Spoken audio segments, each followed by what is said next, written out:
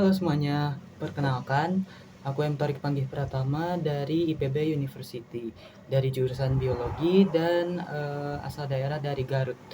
Saya dari Yayasan Baitul Ma'al Brilian dan kenapa saya layak untuk menerima beasiswa Zakat Indonesia adalah karena tujuan saya ketika kuliah itu yang jelas gitu.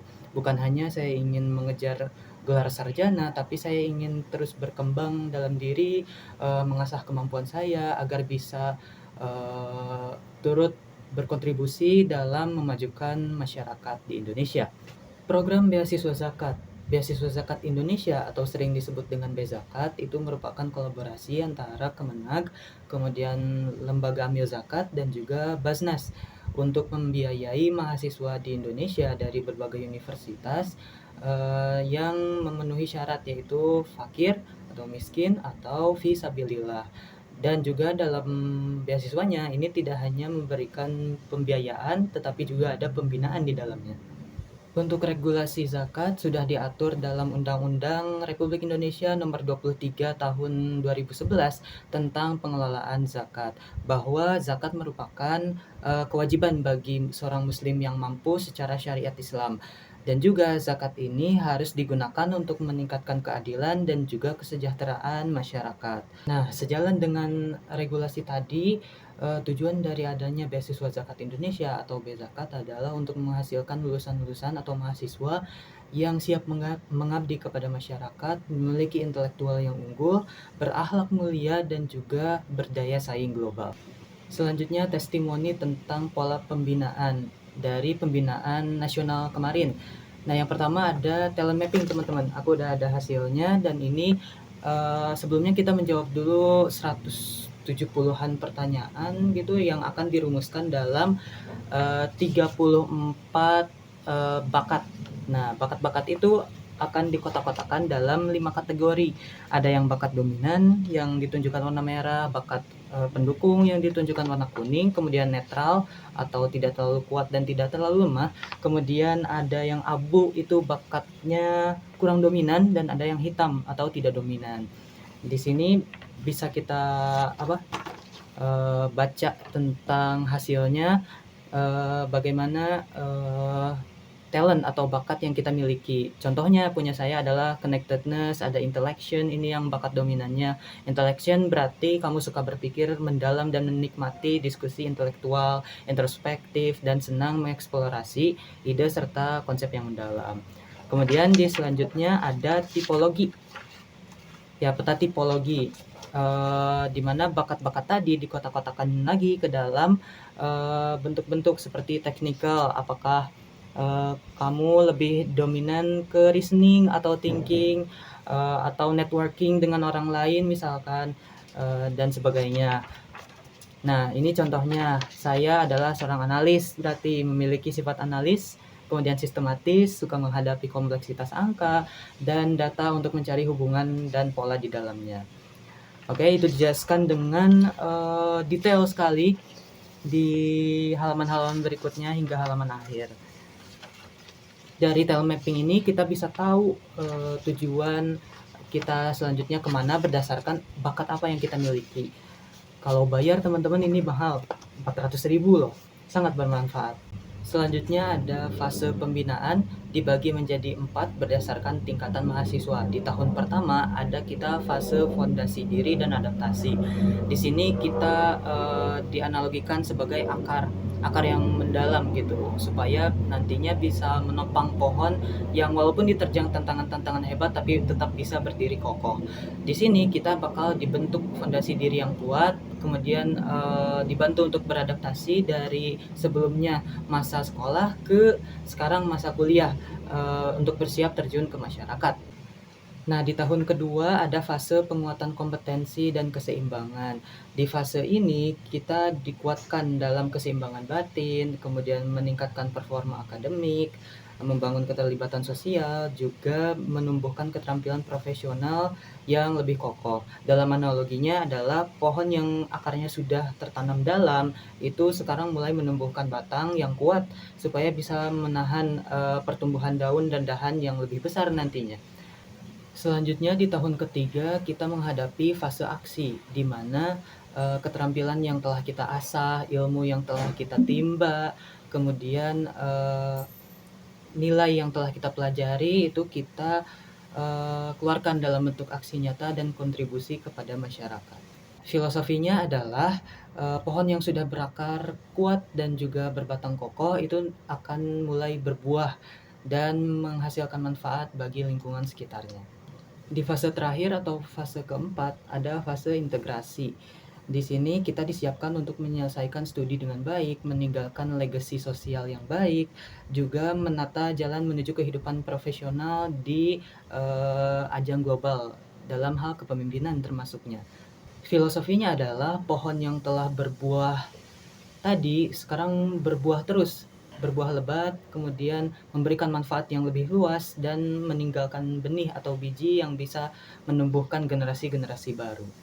Ketangguhan rohani, inilah yang membedakan beasiswa zakat Indonesia dengan beasiswa-beasiswa lain yang ada di luar sana. Kita tidak hanya difasilitasi dengan biaya atau pembinaan serupa, tetapi juga dikuatkan dalam hal mental atau spiritual. Di sini awardee atau kita akan dilatih untuk menghadapi tekanan-tekanan hidup dengan jiwa yang tenang, juga pikiran yang jernih, juga hati yang optimis. Selain itu juga menumbuhkan resiliensi terhadap psikospiritual, yaitu suatu kemampuan untuk bangkit dari keterpurukan. Selain itu ada kecemerlangan akademik atau pilar akademik, di mana kita akan dilatih, bukan hanya tentang akademiknya sebenarnya, bukan hanya pengejaran tentang IPK yang tinggi, tetapi juga kita didorong untuk menghasilkan inovasi, menghasilkan karya tulis yang nantinya akan bermanfaat. Juga hal ini bisa meningkatkan daya saing kita, dengan generasi-generasi muda di luar sana. Nah, prestasi akademik dan non-akademik yang telah tadi kita raih atau telah kita buat, itu penting untuk kita ringkas dalam bentuk portofolio, supaya, orang lain bisa melihat dengan mudah diri kita, apa yang kita raih sebelumnya, dan bagaimana kompetensi kita telah dilatih oleh beasiswa zakat Indonesia. Selanjutnya ada menjadi pribadi yang lebih baik setiap hari dengan Atomic Habits. Atomic Habit itu adalah bentuk pembuatan habit atau kebiasaan baru, yaitu dengan cara yang ditunjukkan oleh kakaknya adalah setelah kita melakukan kebiasaan lama, kita melakukan kebiasaan yang baru. Misalkan setelah kita sholat 5 waktu, sholat maghrib nih, kita ingin membentuk kebiasaan membaca Al-Quran, maka setelah sholat maghrib itu kita membaca Al-Quran 1 lembar. Kemudian nanti setelah Isya membaca Quran 1 lembar. Begitu seterusnya hingga nanti akan menjadi kebiasaan. Selanjutnya testimoni pembinaan tentang leadership, pembinaan nasional tentang leadership. Yang pertama adalah leadership in action. Kita bakal dilatih tentang leadership atau kepemimpinan kita di dunia profesional. Karena aspek ini adalah cara untuk mengelola diri, kemudian memimpin orang lain, serta berkompetisi di dunia profesional. Yang penting supaya kita bisa menjadi pribadi yang unggul, berkompetensi, dan berkarakter. Kemudian ada teologi Al-Ma'un. Teologi itu kan ilmu bertuhan ya.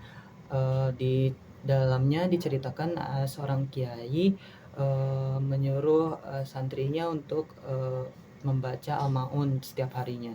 Kemudian si santrinya bertanya, "Kenapa kita harus mengulang?" Karena kiai menjawabnya, "Karena kita belum mengimplementasikannya." Nah, di sini berarti kita didorong untuk tidak hanya menuntut ilmu, tidak hanya berkembang untuk diri sendiri, tapi juga untuk bermanfaat bagi lingkungan atau masyarakat di sekitar. Selanjutnya ada menumbuhkan jiwa kerelawanan. Di sini tadi yang telah kita tangguhkan rohani untuk berintegrasi dengan Tuhan, kemudian berintegrasi dengan diri sendiri, dengan mengembangkan diri, sekarang adalah berintegrasi dengan manusia lain. Di mana kita harus bisa menjadi seorang relawan, memiliki jiwa kerelawanan untuk membantu mengatasi permasalahan-permasalahan yang ada di masyarakat. Tidak perlu jauh-jauh, misalkan dalam menangani sampah yang ada di masyarakat itu kita akan dilatih.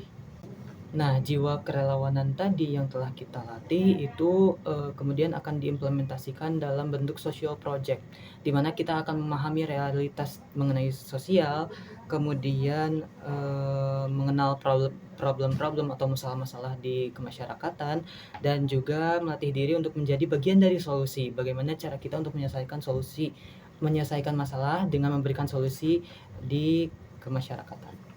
Social project tersebut dimulai dengan menggugah atau menyuarakan tentang kepedulian kita terhadap masyarakat, seperti dalam bentuk kampanye publik dan juga personal branding, di mana kita akan, menjadi sosok pelopor untuk mengenali, suatu permasalahan yang ada di masyarakat, kemudian memberikan solusi dan membuka mata dan telinga masyarakat untuk turut menyelesaikan masalah-masalah yang ada di lingkungannya.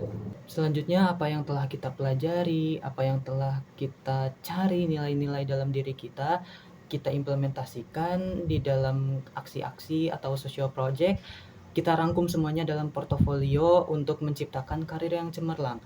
Kita tahu bahwa karir sendiri dalam dunia profesional itu memerlukan, suatu pengenalan tentang diri. Bagaimana cara kita untuk mengenalkan diri kita kepada dunia luar, dunia profesional, agar kita diterima dan, dipercayai dalam suatu tugas atau suatu pekerjaan.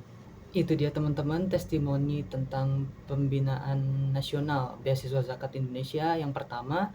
Sampai jumpa di pembinaan berikutnya dan kita lihat apakah, pembinaan tersebut efektif di, pertemuan selanjutnya. Terima kasih atas perhatiannya. Billahi taufik wal hidayah. Wassalamualaikum warahmatullahi wabarakatuh.